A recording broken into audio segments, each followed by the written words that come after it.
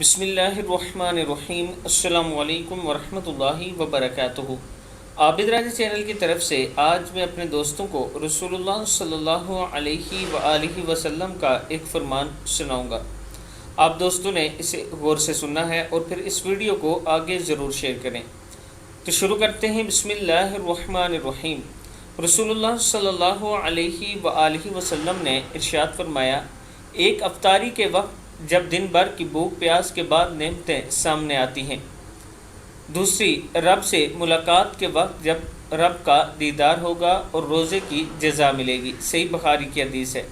یعنی روزے دار کے لیے دو خوشیاں ہیں، ایک افطاری کے وقت کی خوشی جب بھوک پیاس کے ساتھ اس کے سامنے نعمتیں آتی ہیں اللہ تعالیٰ کی، اور دوسرا جب رب تعالیٰ کا دیدار کرے گا اور اللہ تعالیٰ اس کو روزے کی جزا دے گا۔